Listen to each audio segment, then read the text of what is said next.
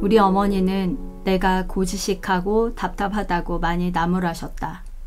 가령 심부름을 할 때마다 나는 어른들이 사용하는 서너 개, 네다섯 개, 대여섯 개라는 말 때문에 나름 곤욕을 치렀다. 혼자 결정을 빨리 내리지 못하고 한동안 갈등해야 했기 때문이다. 지금 생각하면 그런 사소한 일로 결정하는 능력을 키워준 것일까 하는 생각이 들기도 한다. 나의 고지식함으로 인해 생긴 일 중에 하나가 생각난다. 6학년 때 미술 시험 문제로 인해 나는 아주 억울한 적이 있었다. 보통은 선생님이 채점을 하시고 결과만 알려주셨는데 그때 선생님은 미술 시험지를 아이들에게 나눠주어 채점하게 하셨다. 아이들은 각자 받은 시험지를 채점하였다. 그러다가 내가 생각한 답과 선생님이 알려주신 답이 달라서 선생님께 항의했던 기억이 난다. 내가 항의했던 문제는 4개 중에 맞는 번호를 고르라는 문제였는데 아무리 읽어보아도 다 맞지 않는 말만 있어서 나는 아무 번호도 쓰지 않고 빈칸을 내었다. 그러나 그 문제에는 정답이 있었고 나는 그에 동의할 수 없었던 것이다. 정답이 된 문제는 탈은 머리에 쓴다 였다. 탈은 얼굴에 쓰는 것이라고 생각한 나는 탈은 머리에 쓴다가 정답이라고 말씀하시는 선생님께 탈을 얼굴에 쓰지 머리에 쓰냐고 반문하며 항의했던 것이다. 선생님은 얼굴이 머리라고 말씀하시고 내 말을 수용해주지 않으셨다. 그런 일이 있은 후 나는 시험 볼 때마다 마음을 놓을 수가 없었다.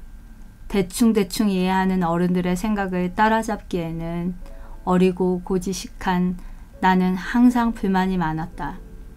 대충 말하는 문화가 서울에 비해 충청도가 더 심한지 우리 동네로 이사온 서울 여자들은 마치 어릴 적 나처럼 하소연을 했다. 집안에 고쳐야 할 곳이나 물건이 생겨서 수리기사가 와야 할 경우 언제 올 것인지 정확하게 말해주지 않아서 하루 종일 기다려야 한다는 것이다. 요즘은 많이 좋아졌지만 예전에는 언제 오실 거냐고 물어보면 나 역시 오전에 간다와 점심 먹고 간다 중 하나의 대답밖에 들을 수 없었다. 그러니 휴대폰도 없었던 시절 꼼짝없이 집에서 기다릴 수밖에 없었던 것이다. 어릴 때 이해하지 못했던 속담 중 하나가 마누라가 예쁘면 처갓집 말뚝에도 절한다 였다. 초등학생 때 본 그림 한 장면이 생각난다. 속담과 그에 관련된 간단한 그림이었다. 말뚝이 박혀 있고 한 남자가 그 말뚝에 고개 숙여 인사하는 그림이 그려져 있었다. 그때는 어려서 그 의미를 몰랐다. 알 듯 모를 듯 하였다. 언젠가 그 뜻을 이해한 후 마누라가 예쁘면 처가에도 잘한다고 할 것이지 쯧쯧 하며 못마땅한 생각에 혼자 혀를 찼다. 내가 이 속담을 이해하도록 해준 사람은 두말할 것 없이 내 남편이다. 우리가 결혼할 당시 내 동생들은 모두 중고등학생들이었다. 남편은 나와 결혼하여 내 친정의 마음을 많이 썼다. 우리가 결혼할 당시에는 첫 해만 맞벌이를 했고 내가 임신 후 직장을 그만두었기 때문에 남편의 월급만으로 살았다. 그런 중에도 남편은 남동생이 고등학교 입학 후 새학기가 되자 처남 참고서 개비해줘야겠네 하며 집을 나섰다. 그날 남편은 서점에서 남동생에게 전 과목 참고서를 사주었다. 물론 결혼 후 첫 해에 한 번 있었던 일이었지만 그 일로 인해 남편의 자상함이 크게 느껴졌다. 신혼 때는 주말이면 남편과 나는 백화점에 자주 나갔다. 남편의 취미가 시장 구경이었기 때문에 물건이 있는 곳에 구경을 다닌 것이다.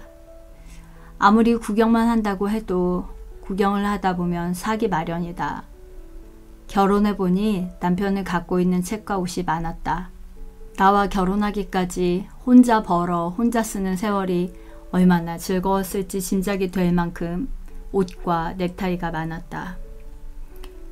본인 말로는 세탁하기 귀찮아서 그랬다고는 했다. 남편은 입사할 때도 취미난에 시장 구경으로 적어서 면접위원들에게 집중 질문을 받았다고 하였다. 결혼 당시 내 지인들은 내가 집 있는 남자와 결혼한다는 점을 부러워하였다. 그러나 막상 결혼하니 아파트 대출금과 자동차 할부금을 갚느라 우리의 생활비는 상상할 수 없을 정도로 적었다. 그렇다 보니 남편도 나도 지출을 거의 하지 않았다. 미국에 있을 동안의 일이다. 일리노이주에서 운영하는 아이들을 위한 저렴한 보험에 가입하기 위해 심사를 받은 적이 있다. 심사 방법은 3개월 정도 우리의 소비 생활을 지켜보는 것이었는데 우리 가족은 그 심사에 통과하여 보험 가입이 허락되었던 적이 있다. 신혼 때는 미국에서보다 더욱더 알뜰하게 생활하였다. 당시 나는 알뜰 대회가 있다면 출전해서 수상할 수 있었을 정도로 알뜰하게 살림하였다. 내 취미가 미술관 관람이듯 남편 취미가 시장 구경이라니 사지 않고 돌아다니기만 해도 마음은 괜찮았다. 그냥 취미생활하는 것이니까 놀이터처럼 이용하였다. 우리의 형편을 생각해서 양말이나 손수건조차도 사지 않고 무사히 아이 쇼핑을 마치곤 하였는데 그래도 가끔은 남편이 저거 살까 하는 말을 할 때가 있었다. 남편은 예쁜 여자 옷을 보면 처제 사줄까 하는 것이었다. 나는 임신과 출산으로 인해 예쁜 옷들과는 거리가 먼 처지가 되었으니 그런 옷의 주인은 당연히 될 수 없었다. 그러나 남편은 처제가 둘이니 여성 의류도 꼼꼼히 아이 쇼핑을 하는 것이었다. 그러다가 한 해에 한 번씩 우리 생활비에 두세 배 드는 가격의 겨울 코트를 각각 작은 동생과 막내 동생에게 사주었다. 남편은 처제들에게 옷을 사주면서 진심으로 즐거워하였다. 남편은 내 동생들에게 각각 한 번씩은 대학 등록금도 대주었다. 그리고 지금은 친정의 생활비를 성실하게 보내드리고 있다. 한 번은 교회에서 한 권사님이 사위 자랑을 하셨다. 권사님의 사위가 매달 생활비를 꾸준히 보내주고 있다고 하셨다. 모두들 대단한 사위라고 흥을 돋아주었다. 그 권사님은 더욱 신이 나서 여기 부모님께 몇십만 원씩 보내드릴 사람 있어? 있으면 손들어봐 라고 하셨다. 가만히 있으려고 했는데 계속해서 손들어 보라고 하시니 나도 모르게 손이 주춤주춤 올라가 버렸다.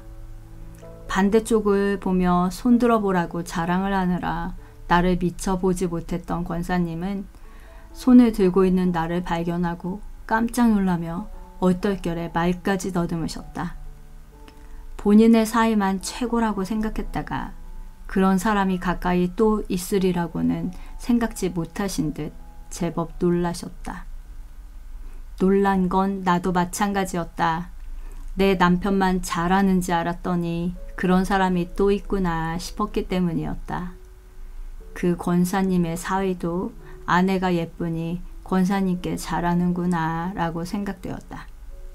아내가 예쁘면 처갓집 말뚝에 절하는 것은 남자들이 여자보다 통이 크고 순정적이기 때문이라는 생각이 든다.